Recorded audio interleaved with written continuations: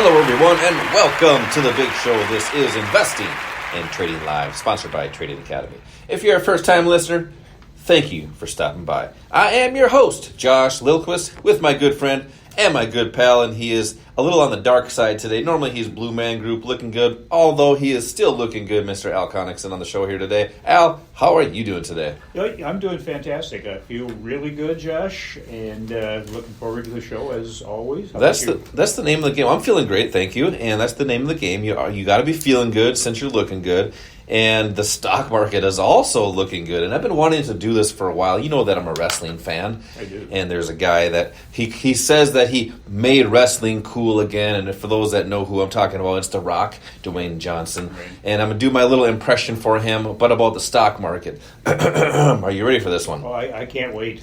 Finally, the stocks have come back to all-time highs. I've been wanting to do that for a long time. Do the whole show that way. I should, yes. Talk with my rock voice. You know what I'm saying? Anywho, the stock market is at all-time highs again this week. Once again, surpassing, especially that gap up on, I think it was on Wednesday.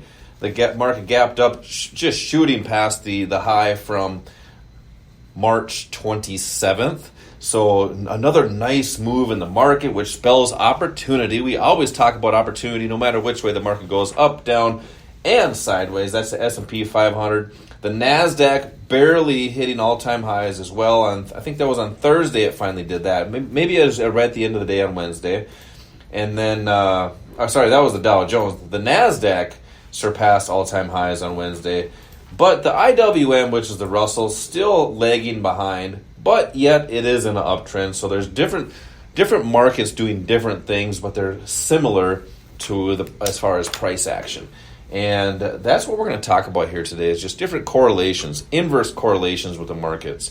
How we can use other assets like the different markets, futures, forex, options, to add odds in our strategy, odds and probabilities in our investing and trading strategies to make smarter investing decisions. And Al, you help a lot of people here at the Academy, and a lot of people are coming to the Academy here in Bloomington that are brand new to the markets. They want to get started.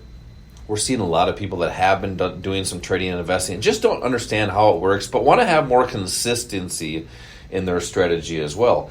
And you've helped a lot of people get past that hurdle of being afraid. And education and skill building is where that happens. Now, I know you got a market update. You got a lot that you want to talk about here today. Before we get into all the other good stuff, let's hear today's update and your opinion on what's happening with these markets. Well, this last week we had some big numbers come out. We had the PPI report, I believe it was on Tuesday, and that was up 0.5%, and the estimate was for about 0.3%. So that was a big upward move. That was a surprise, which usually would have caused the market to roll over, and we would have had a big downturn on that day. However, the forecast was 0.2%. The actual was 0.5. Correct. Yep. Yeah, and what that means is that's wholesale prices. So that means that there's still inflation hitting wholesale prices, which eventually trickle down to the consumer because those companies that are building products, putting things together, they're going to pass on the prices down to the consumer. Which CPI on Wednesday. CPI on Wednesday, however, came out 3.4% year over year compared to in March it was 3.5%. So people look at that as inflation is coming down. Well, that's still an increase in inflation, but we had some other numbers too. Retail sales came out. That was bad. Consumer confidence was down. And the job growth that was there was skewed more towards government jobs and then the healthcare. So I'm not trying to rain on anyone's parade. The market has done extremely well, and we always say that as long as the music is playing, you have to get up and dance. But this is a time to be careful. This is more like musical chairs, where somebody is going to lose out every time the music stops. And what I mean by that is that we've had huge moves up in the market, especially in like the Magnificent Seven stocks again. At some point in time, people are going to start taking profits on those stocks, and at some point in time, people are going to feel that they're overvalued. Yeah, looking at NVIDIA back right at all-time highs again. Right. And two of the big names in the financial world, David Tepper, who is the chairman of Appaloosa Management, and then Stanley Druckenmiller, a billionaire who started Duquesne Capital, managed about $12 billion. They are selling out of their Magnificent Seven stocks. Another big name, Warren Buffett. Warren Buffett has gone to a big cash position. So bottom line here is just be careful. This is a time where you have to make sure you have protection on your assets. And we know that this is important because every time we have a class here, every week, probably 2 or 3 times a week, we see people come in that at one point in time had a really nice return, and then they lost it. And in many cases, they lost everything. I talked to somebody just this last week who 3 times had given his money to somebody to invest, and they lost 100% of it. Protection is huge, and that's one of the biggest things that we teach you. And here's the truth. The real truth in trading and investing is that the Wall Street pros are consistently profitable regardless of what direction the market's going.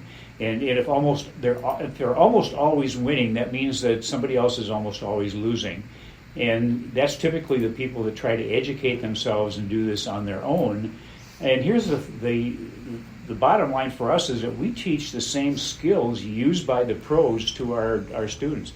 Those are the same skills that are used to profit no matter what's happening. And you mentioned putting the odds in your favor. That's what you do. You have to learn the skills to use the right assets properly to put those odds in your favor. Yep. And what it means is going to have you not just winning more than the times that you lose. The win-loss ratio is not as important, but what is important is the reward to risk ratio. In other words, when you are right, you want to make sure you make more money than you lose when you're wrong. And those are the odds that really will help you to be successful on a consistent basis. Yeah, the interesting thing you mentioned there is there was 2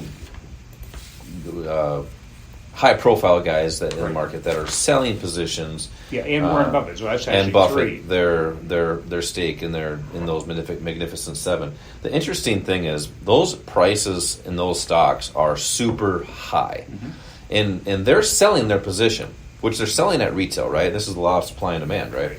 They're selling at retail prices. What's the public goal they're doing? They see it on TV. It's a hot stock. They're buying at a high price. Right. So they're buying with the hope to sell higher.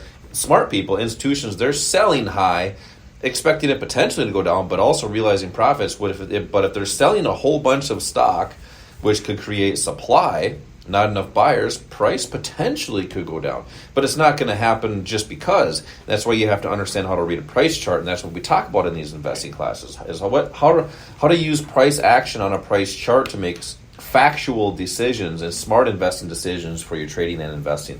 We have these investing classes, as I mentioned, at our academy here and across the metro. Simply text the word investing to the number 210-210 for 2 seats for an investing class. Text investing to the number 210-210. Coming up next, we had a crazy week with meme stocks. We're going to discuss that and different opportunities with the different markets. This is Josh and Al. We will be right back.